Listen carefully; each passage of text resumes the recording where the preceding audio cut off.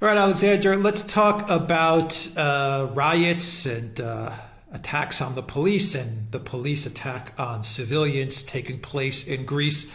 And just what a big mess Athens and Greece has become. The Mitsotakis government, they started out good, but boy, have they, I mean, they've just completely just lost the narrative in all things. The pandemic is just out of control. They haven't been able to deal with it, and the proposals that they're coming up with border on the ridiculous. To be quite honest, I mean, I'm hearing 3-4 masks, and they have no clue. They have no clue. That's how it looks, and they've been in lockdown now since I believe late October, early November. And they're going to remain in a strict lockdown. And their answer is more lockdowns. That's their answer, just more and more. And this has led to a lot of people, especially young people, very, very frustrated. Greece was not in a good economic position, and I'm saying that, I'm being very conservative there by saying Greece was not in a good economic position to begin with. And these lockdowns and the continuation of these lockdowns and the Mitsotakis policy towards everything is not making things better. Obviously the Mitsotakis government also has to contend with the fact that the left, the radical left, controls many of the hooligans, and they can throw them onto the street at any time. They can give them the green light at any time to cause all kinds of trouble for the government, which is considered conservative right. I personally consider the New Democracy government to be conservative left, middle left, but Greeks will argue with me and they'll say, no, they're conservative right.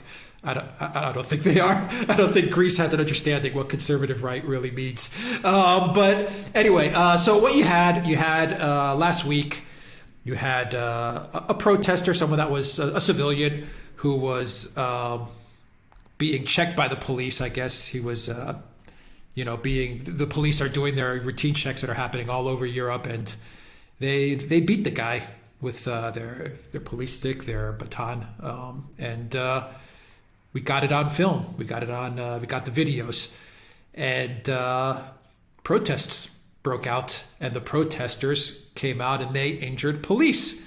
So they were carrying Molotov cocktails, and they injured 10 police. They went after one police guy, and we got that on video. And things just spiraled out of control. This happened in a suburb called Nea Smyrni in Athens. And, Greece it looks like it's spiraling out of control, while at the same time, the pandemic is spiraling out of control. Cases continue to go up, even though you have a very, very strict lockdown, and you have police who are taking a very heavy hand against people that, they're checking on, and people that they feel are breaking the lockdowns, and just... it's all kinds of madness in Athens. Alexander, what do you make of what's going on with this mess of a situation? Absolutely. Now, can I just say before we press on that, of course, in Greece, there is a kind of structural issue between some young people and the police. And Alex has talked about the fact that there's a radical left element within Greek society, which is very well organised and very controlled, and which operates within amongst Greek youth. And they've often had, especially in Athens, and they've often had issues with the police. And there's always tensions between the police and these people. And of course, whenever something like this happens, whenever somebody gets injured or hurt by the police especially, there is always a reaction. And that, I'm afraid, is part of the realities of politics and life in Athens at any time. But what is happening now is that, of course, on top of that problem, which is always there and has never been resolved or even addressed, you have all the overriding problems of a country that has been locked in recession, continuous recession, ever since the financial crisis of 2008. There's been brief appearances of recovery. They've never been very real, in my opinion. The underlying situation in Greece has been getting steadily harder for more and more people. And then, on top of that, you have this crisis with the pandemic. You have this very tough lockdown in the summer. The government is giving itself all sorts of congratulations at that time, bragging about how it had managed to avoid mass infections in Greece. And of course, the mass infections eventually came, and it hasn't a clue what to do. And that's, I think, one of the most demoralizing things about the Mitsotakis government, in the sense that it isn't ultimately in control of the situation in any very real sense, because we talk about it as the government of Greece, but it isn't in any true sense the government of Greece. And I'm sorry if I'm going to sound a bit like a broken record now, but the reality is, ever since the various, the 2008 crisis and the various bailouts that took place in Greece, all the major decisions are no longer made in Athens. They're made in Frankfurt, Berlin, and Brussels. So you have a situation where the government can't take steps to make real changes to the economy. If it does, it will run up against the obstacle that people in Brussels and elsewhere don't necessarily agree with these changes. So it can't do anything like that. It doesn't really have a pandemic response it can follow. It can't do things like import medications from other places. It dare not take the step that, say, Orban did in Hungary, which is now being copied in other countries, of importing medications from Russia, because it doesn't feel confident and strong enough to do those sort of things.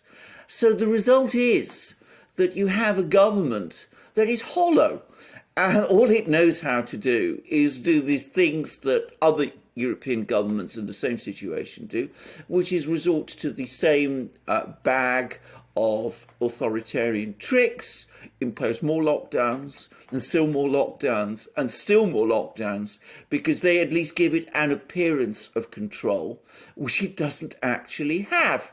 And the result is, of course, people, many Greek people, who have been suffering terribly under this kind of pressure.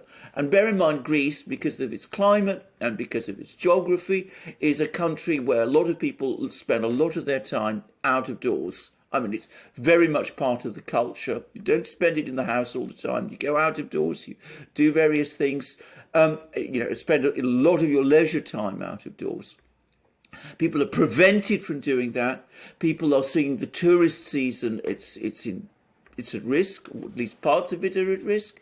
And of course, small businesses and those sort of things are suffering impossibly. And on top of that radical element that Alex talked about, which always exists in Greece and is always ready to create problems, protests, riots, and which can be activated at any time, you have a mass of people now who are extremely upset, very angry, very dissatisfied, and they're coming out and protesting because they don't feel that the government is able to do anything for them, and they don't sense that the political system is working for them anymore. It is a symptom of this trap that Greece is in, and of which there seems to be no clear way out. Yeah, so let me read you something from ETHEREUM, which talks about the point that you just made, Alexander. And right now, the Hellenic police, they're saying that a lot of this stuff was organized, of course, via social media. What else? Where have you heard that one before? You saw the same thing in the U.S. during the January 6th Capitol incident. So Greece, once again, like you said, they're just, it looks like they're pulling one out of the US playbook here. And it says that a total of 10 officers were injured, one seriously, in the clashes that started after more than 5,000 people marched through the densely populated residential area to protest the beating of a man by police last Sunday during spot checks for the implementation of health measures. In their social media posts, the Hooligans said they were putting aside their sports club loyalties and differences to join forces for one reason only: to attack the police. Quote, "The best goals are scored when the people finally unite, end quote, said one caption of a video that was published on a fan account on Instagram showing young people with hoods and iron bars moving in mass to the main square of Nea Smyrni. So basically the narrative now for the Mitsotakis government is that social media was used to organize different, at times you could say, warring groups of football hooligans, but this time social media was used to unite these hooligans who I guess you would say premeditated the attack of police. In other words, they organized it and they thought about it ahead of time, and they said, we are going to go after the police. And that's the narrative now that's running through much of the media, where I read you, ETHEREUM, of course, is very sympathetic to the New Democracy Party, which currently rules Greece. So that's the narrative. What do you make of what I just read you? Well, I am sure there's some truth. I'm sure there's organisation. I mean, there always is. I mean, let's be very clear about this, especially in Greece, when you see protests and riots of this kind, there's always an element of organisation. And social media provides a tool to do it. And I would point out, by the way, the social media in the United States is being taking all kinds of measures again, to remove people who are completely law-abiding, but they don't take any steps to prevent their various, platforms being used to organise protests and things of this kind. But we should understand two important points. Firstly, about the police in Greece, as I said, there's a structural issue always between them and some of the young people, which has existed for a very long time. But they have been put in an even worse position now, because since the only thing the government knows how to do is to impose lockdowns and still more lockdowns, it's fallen to the police to enforce these lockdowns. And that inevitably brings the police into conflict with large elements, a large part of the community, which might be naturally supportive of them and which is typically law-abiding. And of course the police themselves, being under pressure, will undoubtedly from time to time overreact and do things which they shouldn't do. So again, it's a failure of government. Social media can be a problem, but it provides only organisational means to fire up protests when all it needs anyway is for that spark for those protests to happen at all. And one mustn't underestimate the sense of demoralisation and dissatisfaction there is in Greece at this time. I mean, people have had a terrible decade and a half now, since the financial crisis and before. And on top of that, the lockdowns have come and it's crushed what little life remains from the economy. And of course, the government doesn't have any real answer or solution to this. It's not able to take the kind of steps that, as I said, it could take. It could bring in medications. It could take a different course. Won't do any of those things. And at the same time, it's asking the police to take these repressive measures, which is all it knows how to do. And this is a country that is in a cul-de-sac. It has no way of reversing and turning round and coming out of this cul-de-sac that it has been driven. It has driven itself into. And unless and until we see a fundamental change in the political system in Greece, of which, by the way, there is no sign at all, we're going to be locked there. That's the trouble. I mean, either in Greece they change the political setup, which is no sign of it, or you wait for the whole European structure to come crashing down, which perhaps one day it will. But who knows how long that will be, and who knows what will be left of Greece by the time that happens. Yeah, I agree with that. The only way Greece is going to get out of this is if the whole European Union just crashes. Because right now there's not a political party or a leader that I could see with any kind of real support or any kind of gravitas that'll emerge from like you said 15, 20 years of just absolute Yes. just terrible, Well, terrible standstill. two decades. I mean, a standstill, and it's not getting better. And Standstill. Mitsotakis, No. we said he started out well. He did some moves on a foreign policy level that were shrewd, that looked pretty Yes. good. But I mean, Yes.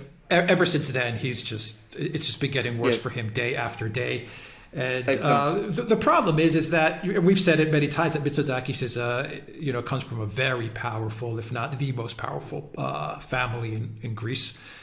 He's very much a child of the U.S.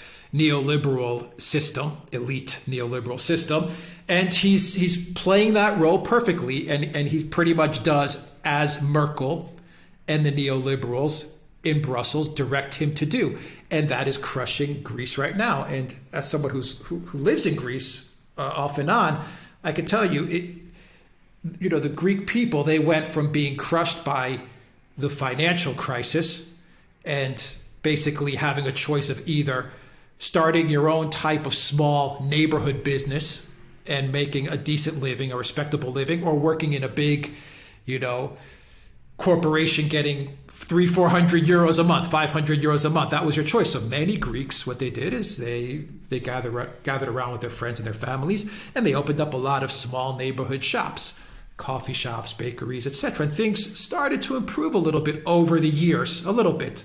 And now you have the pandemic, and they've been in lockdown for five months, and it's just completely demolished them.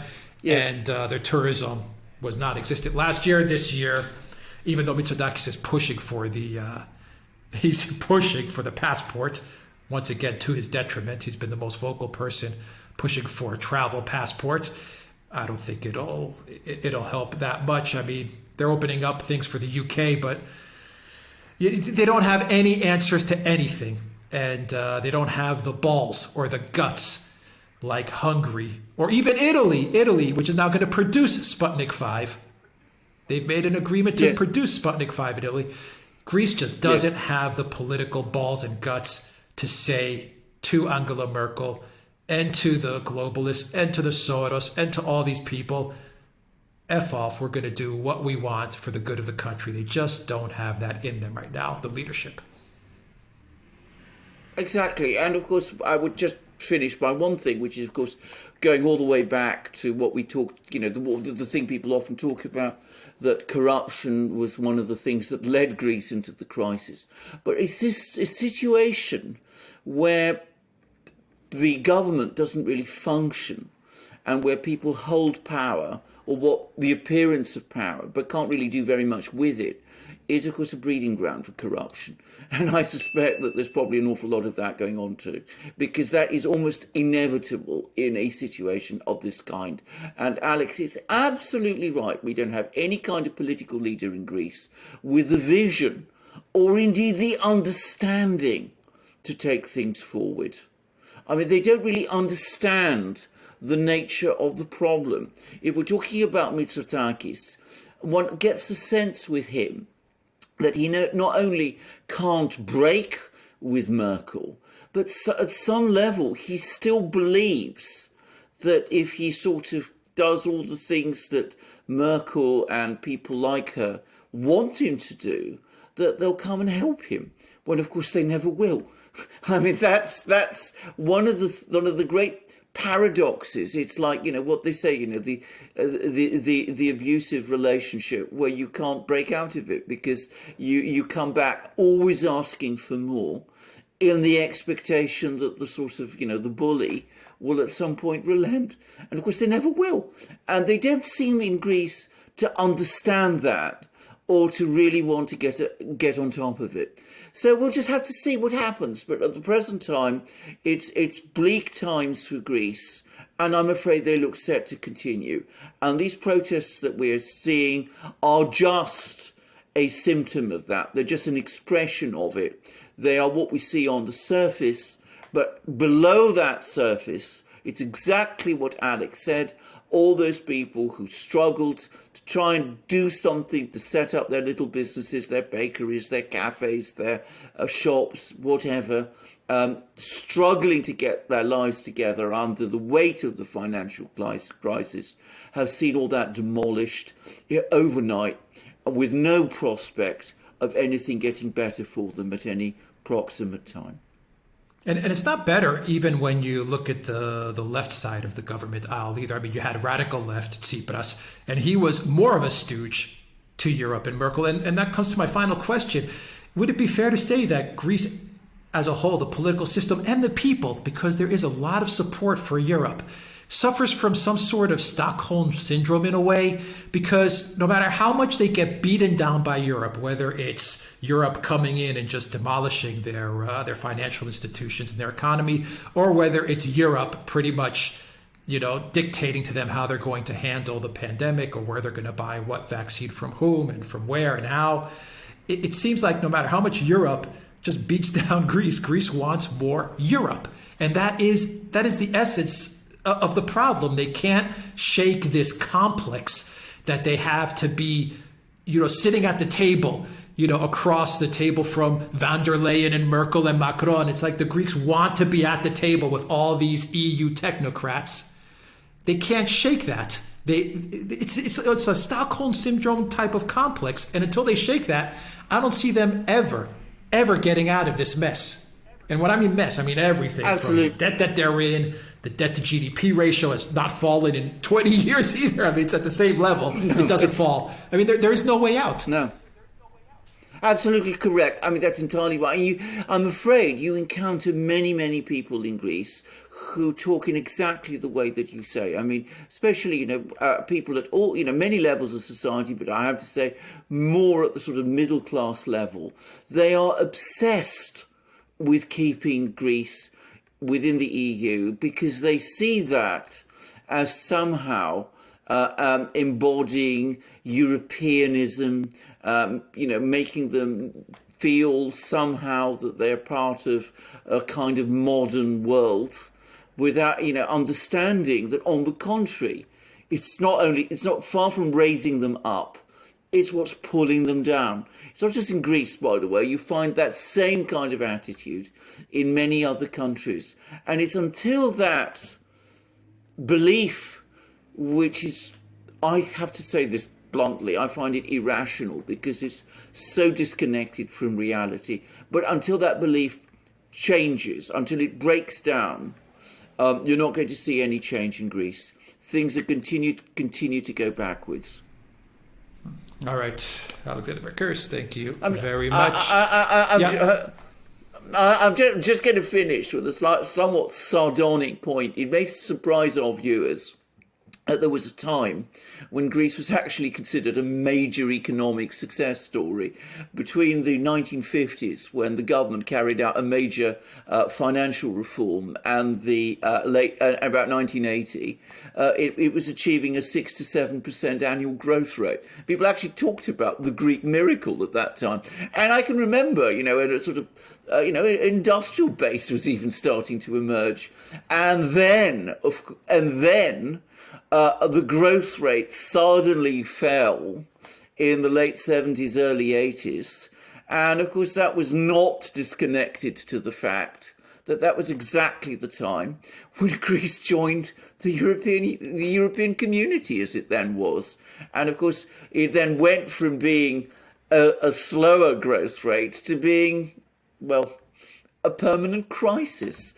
But if people in Greece only had some degree of historic memory, they would remember the fact that before Greece actually joined the EU, it was actually doing rather well economically. It was prospering. People's living standards were improving year by year. And they had the drachma, they had their own currency, which was, if you were living in Greece at the time, you led a very comfortable and very happy, manageable life. Back then in Greece used to make things. It used to manufacture a lot of stuff. People don't realize that. It really did have a good manufacturing base, and that just That disappeared. That disappeared in the Absolutely. 90s Oh. and the early 2000s. It just, Absolutely. that was it. It just Everyone it left just- the villages and the small cities. They all went to Athens, which has half of the population. That was it. Yeah. Everyone I mean, became a stockbroker in the early 2000s. Exactly, Everyone. Exactly. I mean, it was actually a fairly balanced economy before. It certainly isn't that now. Not anymore. It's never going to get out of this, is it? Final question. No, I don't see it. I mean, The I debt to don't- GDP, I mean, the I financial can't- burden, it can't be solved. In your It opinion. can't be solved. Again, if you go back in historical time, there was a great prime minister called Trikoupis, who we both know, who came along to the parliament and said, we are heavily in debt. We can't afford to pay this debt. We are bankrupt. And he organised a major restructuring of the debt. And that, again, enabled the economy to grow and people's living standards to survive. There's no one like that in Greece anymore because we are circumscribed within this union that we're trapped within. And I don't see how it can change. I don't see any sign of it changing. There is no sign from the political class that they're prepared to change.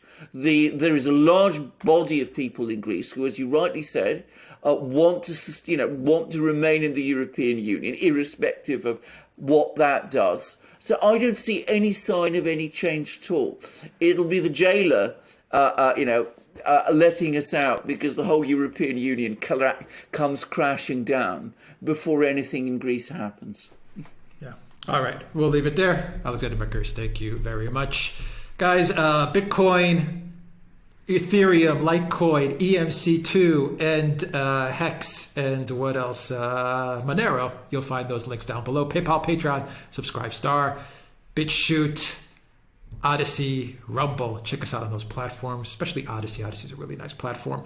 And of course, the world famous Duran shop. Pick up some merchandise. Look for Alexander's channel down below. Look for my channel down below. Look for the call-in channel as well. Duran shop. Duran shop, wonderful t-shirts, amazing sweatshirts, fantastic hoodies, great things, the best magic mugs in the world. You'll find them all in our shop, and you are supporting the Duran by going to it also. And we look forward to you joining us in our next program, and have a wonderful day until then. All right. Till next time, everybody. Take care.